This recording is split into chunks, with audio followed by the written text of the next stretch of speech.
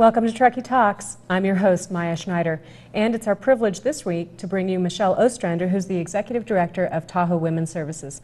Michelle, welcome to the show. Thank you for inviting me. Well, I know you've been on Channel 6 before.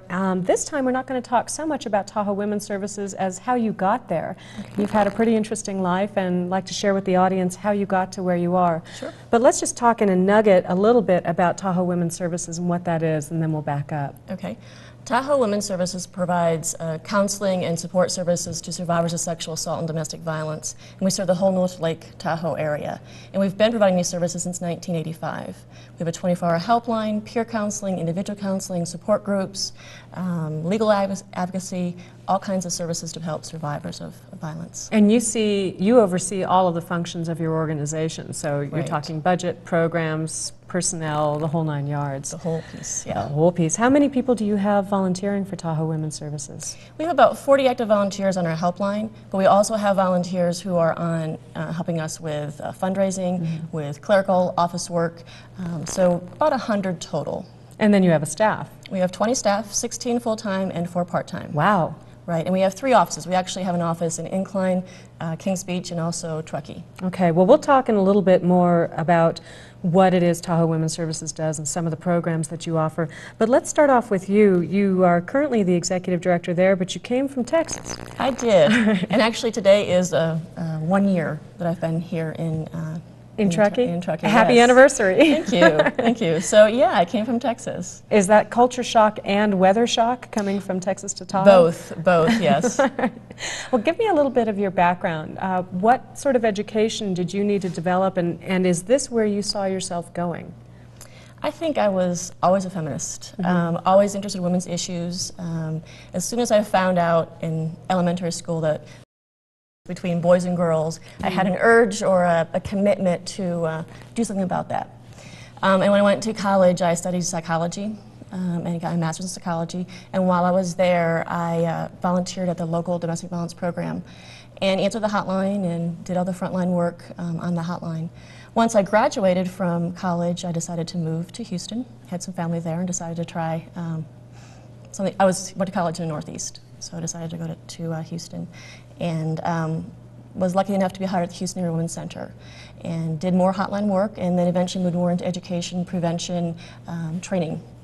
So was it your first exposure to domestic violence that actually led you in that direction? Had you known that was where you wanted to go specifically? I think I knew when I was in college, volunteering in the program, really wanting to help in that specific area. I think that a core belief I have is that everybody has the right to live a life free of violence.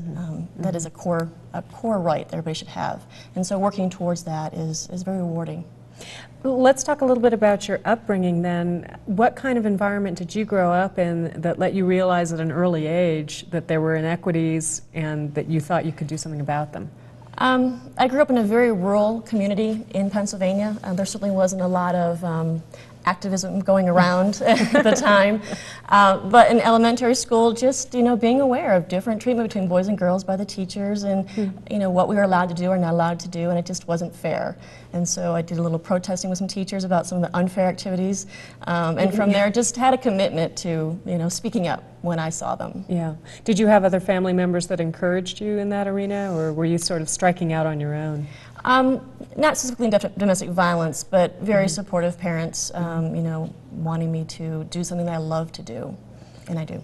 Some people would look at volunteering in domestic violence as really a black hole of the dark side of humanity. How do you maintain balance in your life between seeing that side of the world, which is not the whole world, right, and balancing that with the rest of the world, which can be bright and sunny and right, pleasant? Yeah, I mean, we hear a lot of the horror stories, but we also see a lot of the successes. And so that helps, because it's not just, you hear about the bad things that are happening to the women and the children, but you also see women growing, and you see them gaining skills and confidence and empowering themselves to live a life free of violence, and that's very rewarding. What I do personally, and which is one of the reasons I moved up here, is I go hiking, I go to the mountains, I go into nature, and that really lets me renew my faith in humanity, because it can be hard when you hear the stories over and over again, and you hear that one small piece of it when in reality most people are not batterers, most people are not abusers, but that's what you hear. So you need to balance that out. How did you get from Texas to Truckee or Tahoe? Well, at the time, we were looking for to move actually out of Houston. Scenic area. Houston is not very scenic. And I was involved in a statewide task force around education and in domestic violence, and happened to come across an ad. The Tahoe Women's Services had sent it out to all the state coalitions, and I applied, and lo and behold, I'm here. Well, they were thrilled to get you. I was aware of some of the interview processes going on, and I know that they were all, we've got the perfect candidate. We found her, and she's it, and that's great. There's wonderful staff there, and I really enjoy working with all of them. So what's life been like for the last year? You've been here for 1 year. Happy anniversary. What can you tell us about life here for a year? Well, it's absolutely beautiful. I've got to do a lot of hiking, snowshoeing. I tried snowboarding, but I probably will not try that again. Oh, no. And it's been great because you can work until 5 or 6 at night and still have time to go out and enjoy the beauty. And so it's been really helpful in balancing out my life. Yeah, you're already there in the summer. I mean, it can be 7 o'clock when you leave the office, but you're already in the mountains. Exactly. You don't have to travel 3 hours to get to some hills. You can go use it. Well, let's talk a little bit then about Tahoe Women's Services, and specifically some of what is it that you see? What might be a typical domestic violence abuse victim, and what's the profile like, or is there one?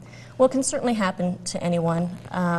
What we see in domestic violence is it's not that you fall in love with someone who punches you in the face. It's very gradual for most cases. A batterer will try to control you through words, through actions, possessive feelings, trying to isolate you, and so you gradually lose your support system. And what you're hearing is what the batterer is telling you: that you're no good, that you're stupid, that you're a horrible mother, that all these negative things, and that wears down on your self-esteem. And from that, what tends to happen is that there's a gradual increase in that controlling behavior, and it usually ends in some type of violence, whether it's a pushing, shoving, punching, kicking. Afterwards, batterers tend to be very sorry. They generally apologize for what they've done, promise they won't do it again, I'll get help, I was drinking, I didn't mean to do it. And you want to believe that person because you love that person. And it only happened once, so you want to believe it. And so women often get caught up in that cycle. And so when they come to us, they usually have been experiencing that for some time. Of course, some of them will come to us after that first hit. Others will be in the relationship for 15, 20 years. And then finally, they can't take it anymore, and they reach out for help. Most people access us through our 24-hour community helpline first, and then it can come into any of our offices and talk to a counselor.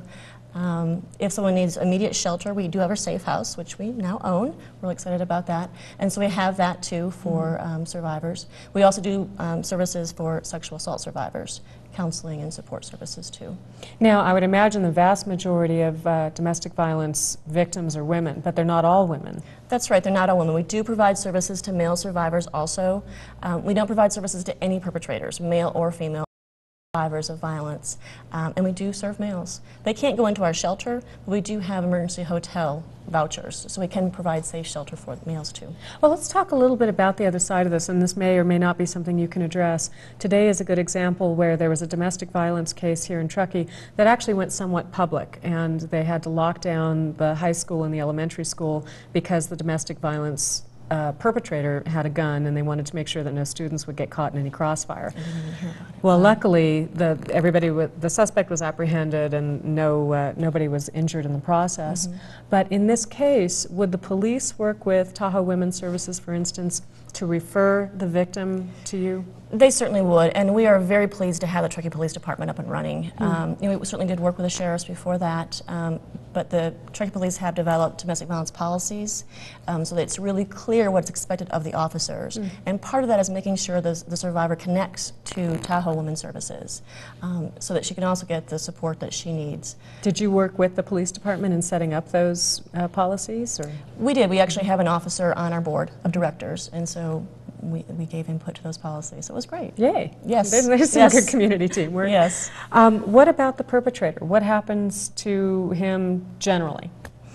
Well, the laws are certainly getting much better. For a long time, the perpetrators would just get a slap on the wrist and nothing would happen, and of course, the abuse would continue. We are getting better laws across the country that make mandatory arrest they have to arrest. They can't just make them walk around the block. There are court-mandated programs for batterers. And I truly believe that if a batterer wants to change, he can change. If he's committed to that, if he goes to counseling, if he creates a support system that supports that change. It's like a drug addict trying to quit drugs. If you don't change your environment, it's really hard to You're do. still hanging out with fellow users and, Right. and still in the environment where people are promoting that kind of behavior. But we need to have the judges mandate that counseling. Because if you look at the programs across the country, the men are not generally there because they want to be. They're there because the court has told them you have to do this and you've been convicted of domestic violence and you have to go through this counseling.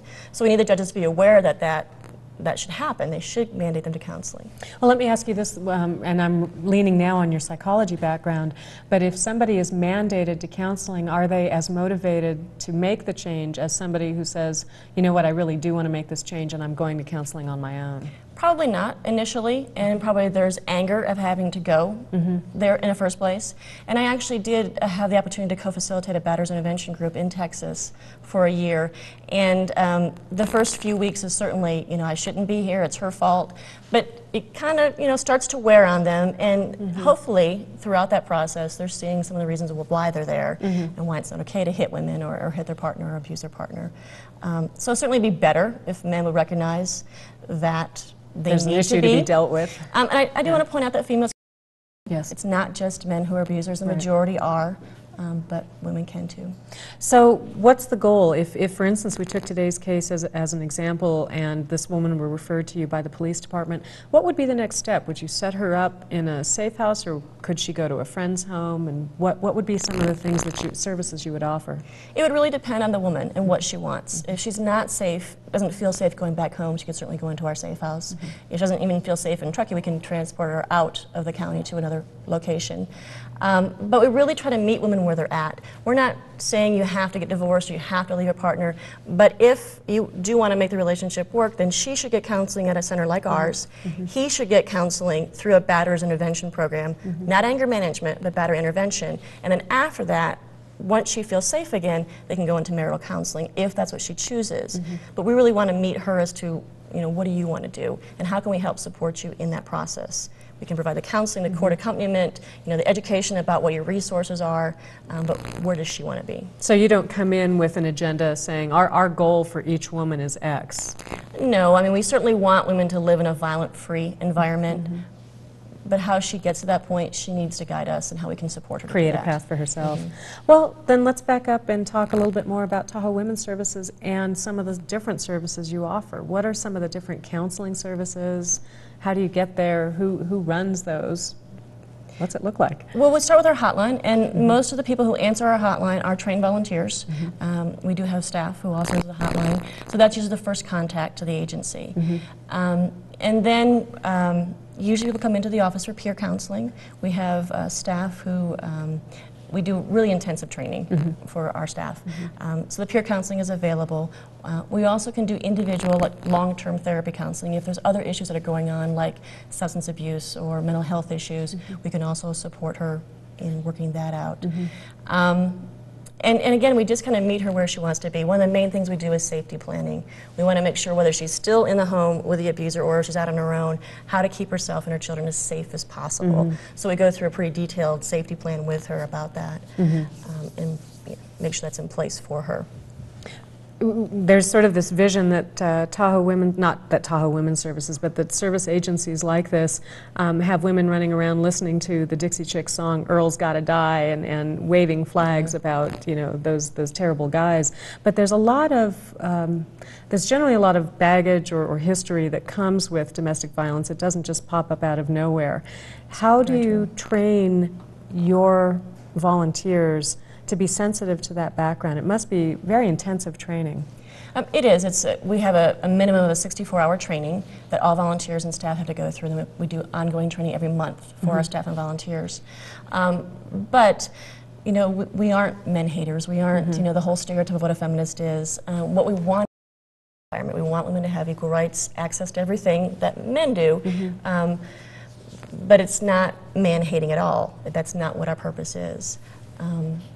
And so we certainly do talk about how child abuse affects domestic violence. We talk about how men learn to be violent or women learn to be violent. It's taught. Right. We're not born violent beings, but our society makes us that way. Whether it's happening in the home where he's seeing dad beat up mom, whether it's peer influence, whether it's media influence, all of that is teaching violence. One of the key things that Tahoe Women's Services offers is prevention programs. We work with elementary students, middle students, and high school students on prevention programs. So if a student grows up in Truckee, we're going to see them 1st, 2nd, 3rd, 4th, 6th grade, 7th grade, 8th grade, and then again in 10th grade. Wow. At a minimum. Right. Wow. So they're going to get the message repeatedly, and that is certainly what we need to do. I mean, we can have batterers go to batterer intervention programs, but it's much easier to change 6-year-old or a 12-year-old's behavior, attitude and behavior than it is to change someone who's 40. Absolutely. So we want to work with the young people so that we can help them learn that it is okay to be angry. There's appropriate ways to express that anger in inappropriate ways. And when we do have support groups for adult women, we have coinciding support groups for her children. The same theory applies. We want to have those kids to provide them a safe place to be, for one thing, to be kids, but also to teach them that it's okay to express their feelings, how to express anger appropriately, just have a safe place for them. And they have choices, and they can choose different things. Different outcomes. Right. Michelle, what you're running is an incredibly large organization in terms of the kinds of services you're offering. And typically the kind of organization you run does so on a shoestring budget. How do you raise money? How are you funded? We currently have a budget of about $830,000. About 80% of that comes from government grants, which is good and bad. It's kind of a double-edged sword. It can go anytime. Right, it can go anytime. And also with that grant comes restrictions of what you can or cannot do. So one of our primary goals is to reduce our reliance on government funding. And we have been successful doing that this year. We had our first annual ski day at Sugarbowl Resort in March, and we're going to have that again next year. So we're really excited about that. Right. We also have our Chocolate Festival, which this year will be our 14th annual Chocolate Festival on May 11th, and that's our other major fundraiser. Well, let's talk about that for a minute. I know we've got a slide to put up on the screen and give people more detail, but I have to show this poster for, well, here it is on the screen. So you've got Tahoe Women's Services 14th Annual Chocolate Festival, and that's Saturday, May 11th at the Tahoe Biltmore over in Tahoe. And for information, you can call Tahoe Women's Services at 546-7804. I have to show this poster. It's just a beautiful, beautiful poster, and maybe I can get one of my camera people to take a look at it. I'm not sure if that would be Hartley or Patty. We'll get it over to, there we go. Passport to Chocolate is the theme? Right, we have an international theme this year, and we have 9 local chefs who are going to create chocolate sculptures, chocolate creations, samples. We'll have torte, we'll have mousse, we'll have chocolate and caramel and pineapple, and it'll just be really delicious. You're just going to make me pass out thinking about it. Actually, I was privileged to be a judge, I believe it was last year's Chocolate Festival, and there is just not a better event to go meet a lot of people and eat terrific, beautiful gourmet chocolates. And it's a very appropriate fundraiser for Tahoe Women's Services to put on. And 14th annual, how long has Tahoe Women's Services been around? We were established in 1985 in California. And then we opened our office in Nevada in '95. That's impressive. It is. And you've been here 1 year. What sort of changes have you seen since you've been there? What kind of changes have you initiated, if any? We have done some reorganization. As we kind of have grown, each office has operated individually, and we're trying to do more of a holistic approach and work together. We also have been able to get more funding, and so we're able to expand with 4 new positions to help us serve the community. How many people do you serve in a year? What kind of numbers are you seeing? On our hotline, we had 800 calls last year. Holy mackerel. Yeah, so quite a few. Now that could be repeat callers, but we had 800 calls. In our safe house, we housed 19 women and 25 children. Over the course of the year? Over the course of the year, right. Wow, that's a lot. It is a lot. And we constantly come against the barrier that this is Tahoe. It's so beautiful, it's scenic, it doesn't happen here. But unfortunately it does happen here, and we want to make sure we have services for survivors. Well, I think people, I'm not sure that denial is the right word, but a lot of people think that about all sorts of dark, seamy sides of life. They think there's no burglary, and they think there's no drug use, and they think that their kid's not doing drinking beer on Saturday nights, and of course it's all going on. This is human nature. Yeah. Better to deal with it, I think, than to stick our Than heads to in the ignore sand it. about it. Right. What are some of the challenges for Tahoe Women's Services? Well, in our current state of economy, I'd say financial is a big challenge. You know, since we are so reliant on government funding, we're a little concerned as to what's going to happen with the state budget cuts. And so we do really depend on the community support. We have, you know, great support from our community, individual donors, supporters of Chocolate Festival to the ski day. So I think the biggest challenge is to make sure that we, you know, maintain our current funding so that we can provide the services that are so needed in this community. Well, I think you're certainly getting yourself out there in front of the community more. I think more and more people are aware of you and what you do. A good example of that is the Women's Herstory Month, which was fun. It was fun. It was a great turnout. We were very pleased with that. Why don't you tell the audience a little bit about what you did for that? Certainly, Women's History Month is in March, and we had a Women in Politics panel, and Maya was one of our guests, and it was wonderful. It was women who have been involved in politics talking about their experiences, and we're actually going to follow up on that. So we're having a 7th at the Truckee Library at 7 p.m. So it's going to be more of an open discussion on what women can do and men to get involved in local politics and have a voice.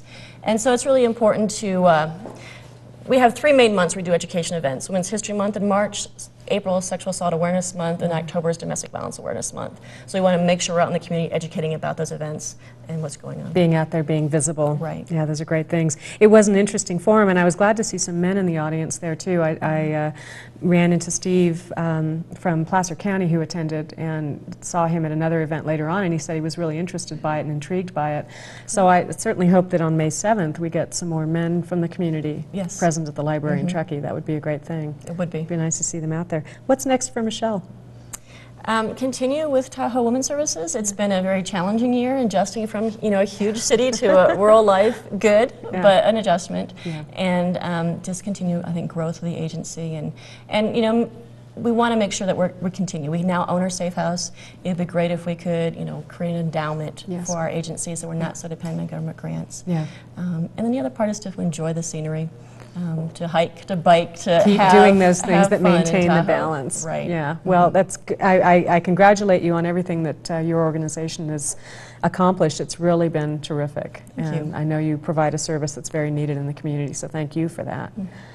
Again, Tahoe Women's Services 14th Annual Chocolate Festival will be Saturday, May 11th, over at the Tahoe Biltmore. Tickets are available, $30 in advance, $35 at the door. This is a great event benefiting a very worthwhile cause. So please buy your tickets, get out there and eat some of that chocolate for me. I won't be there. Michelle, thank you so much for being on the show today. It was a pleasure having you. Thank you for inviting me. We'll be back in just a minute with upcoming events, so stay tuned.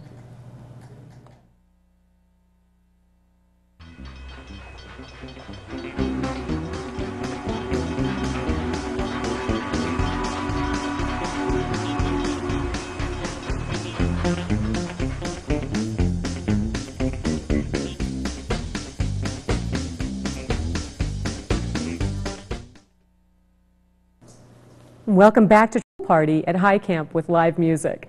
Enjoy what's billed as the world's largest Marco Polo competition up at the top of High Camp. That should be a lot of fun. For more information, call Squaw Valley Ski Corps at 583-6985.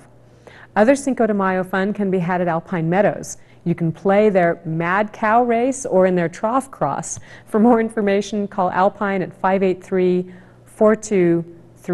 You can tell it's spring. The Truckee Follies are coming back to town. Tickets may still be available for purchase at Cabona's in the downtown Truckee. Don't miss this opportunity to join in the fun of poking fun at our own town and ourselves.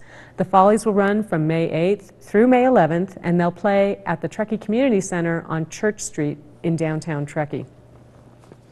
Also, the Truckee Donner PUD is holding their 75th anniversary celebration at their offices on Donner Pass Road. Now, this will be held on May 9th, and this will run from 5 p.m. until 7 p.m. So go on down to the PUD offices, join in a little fun, and congratulate them on 75 years. May 10th and 11th are the Nautique's Gates and Wakes event, held at Lake Tahoe, Alpine Meadows, and Sunnyside. This event combines ski and snowboard, water ski, and wakeboard, and is the ultimate spring event. And May 11th is the the 14th annual Chocolate Festival for Tahoe Women's Services. This will be held at the Tahoe Biltmore, benefiting Tahoe Women's Services. This annual event is the Chocolate Lover's Delight. For more information, you can call Tahoe Women's Services at 546-7804. And folks, don't forget, Mother's Day is Sunday, May 12th, so get some roses for your mom. That's it for this week. Thanks again to everybody here on the crew, especially Jack Davis being there in the director's booth and doing a great job. We'll see you next week on Truckee Talks.